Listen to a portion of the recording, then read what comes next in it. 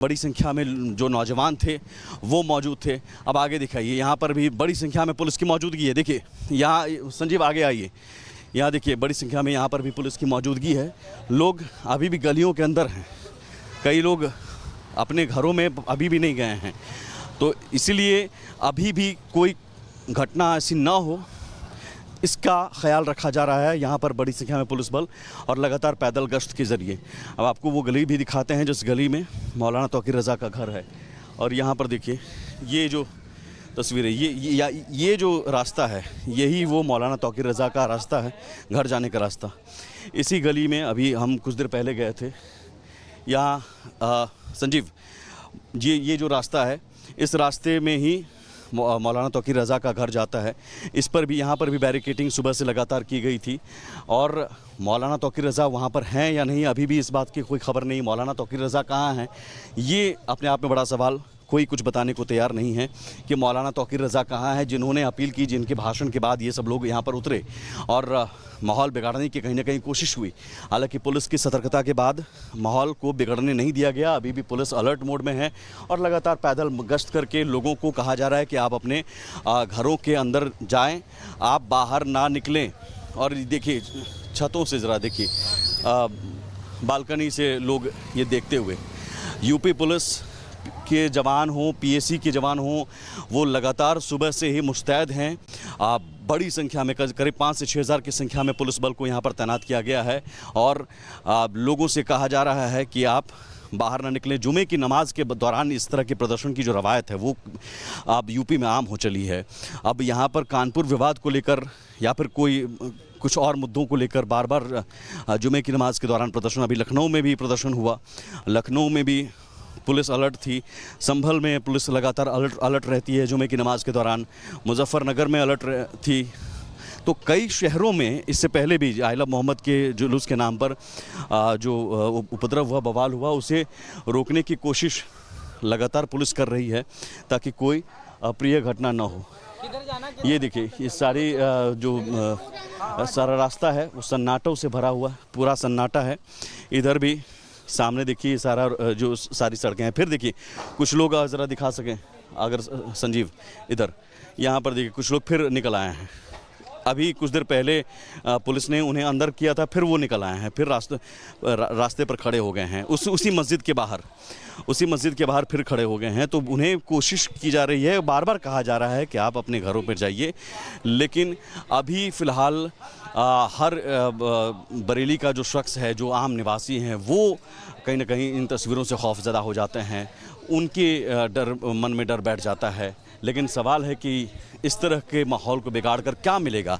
क्या इसके पीछे सिर्फ़ और सिर्फ सियासत और सियासी फ़ायदा उठाने की कोशिश, पूरी प्लानिंग के साथ ये सब कुछ होता है?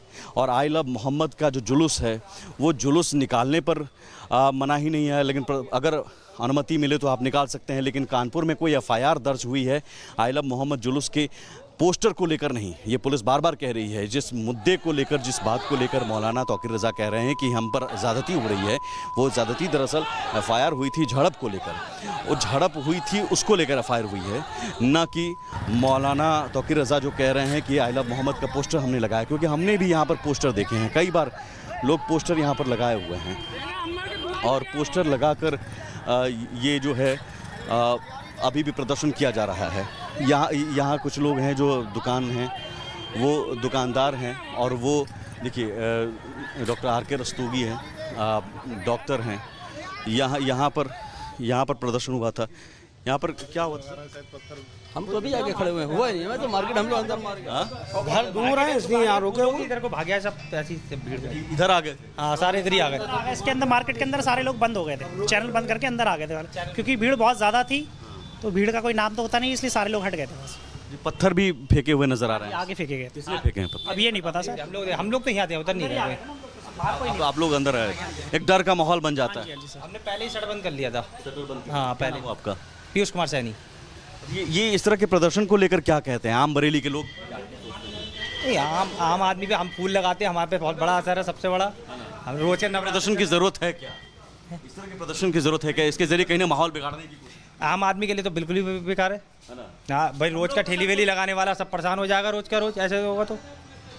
अब समझिए कि आम जो दुकानदार हैं वो रोज़ी रोटी फूल बेचते हैं और फूल के ज़रिए कमाई होती है उनकी, लेकिन वो लोग भी परेशान हैं और शटर बंद करने के लिए मजबूर हो गए हैं। क्या क्या क्या सारा फूल फेंक दिया था, छाता तोड़ दिया, डलिया जो लगी हुई थे फड़ वो भी फेंक दिए। अच्छा, उन लोगों ने ये जो भीड़ थी उसने फेंक दिए। तो ये देखिए, आप आ सकते हैं इधर ज़रा। ये आपको हम दिखा रहे हैं कि यहाँ पर जो तोड़फोड़ की गई है ये अपने आप में बहुत बड़ी बात है कि आम जो गरीब लोग हैं वो जो फूल बेचते हैं, अब ये छाता इनका तोड़ दिया गया। सोचिए, ये गरीब दिन भर में 150, 200, 300 की कमाई करने वाला वो बेचारा ये फूल, ये थे कि फूल फेंका हुआ यहाँ पर, अभी दिन भर फूल की कमाई से उसको आमदनी होती थी, लेकिन उसको यहाँ पर तोड़ दिया गया। ये बाबा महाकाल पालकी यात्रा का ये पोस्टर लगा हुआ है, यहाँ पर लोग दर्शन करने के लिए भी आते हैं, कुछ मंदिर भी हैं, तो यहाँ पर वो तोड़फोड़ की गई है। उन दुकानदारों की में तोड़फोड़ की गई है, उन दुकानदारों को लूटा गया है और सीधे सीधे उस प्रदर्शन के नाम पर सब कुछ, इस प्रदर्शन के नाम पर ही सब कुछ हुआ।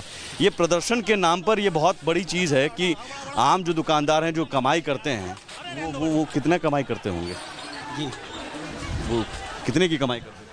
रोज का है, घर पानी चल जाता है जैसे कमाते लेकिन हुए। आज वो सारा नुकसान हो गया। कोई दिक्कत नहीं, नवरात्र चल रहे हैं, मैया पूरा कर रही है सब।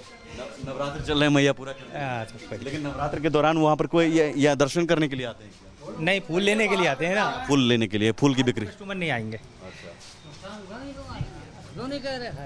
नुकसान हुआ है, बिल्कुल नुकसान हुआ है और प्रदर्शन के नाम पर अगर इस तरह के नुकसान किए जाते हैं, जो भीड़ थी उसने तोड़फोड़ की और यहाँ पर कई दुकानों में भी तोड़फोड़ की खबरें हैं, कई पत्थरबाजी हुई है, तो पथराव किया गया। ये अपने आप में सारी तस्वीरें बयां कर रही है कि इस तरह के प्रदर्शन के ज़रिए न सिर्फ माहौल बिगाड़ा जाता है बल्कि उन दुकानदारों को निशाना बनाया जाता है। सोचिए, नवरात्र चल रहे हैं, नवरात्र में फूल बेचने वाला था, कई लोग यहाँ पर फूल खरीदने आते हैं। देखिए, फूल बिखरे हुए नज़र आ रहा होंगे आपको, तो फूल लेकर किस तरह के प्रदर्शन की ज़रूरत है। अभी भी फिर कई लोग इकट्ठा हो गए हैं, कई लोग अभी भी सड़कों पर आ रहे हैं, जबकि उन्हें बार बार कहा जा रहा है कि आप घर जाइए, लेकिन अभी भी सड़क पर आ गए हैं। सामने सुरक्षा बल हैं, सामने इधर देखिए सुरक्षा बल हैं और फिर इधर से भी लोग आ रहे हैं। उन्हें कहा जा रहा है कि आप इकट्ठा ना हो, अगर किसी तरह के फिर से प्रदर्शन किया जाएगा तो दिक्कत होगी। और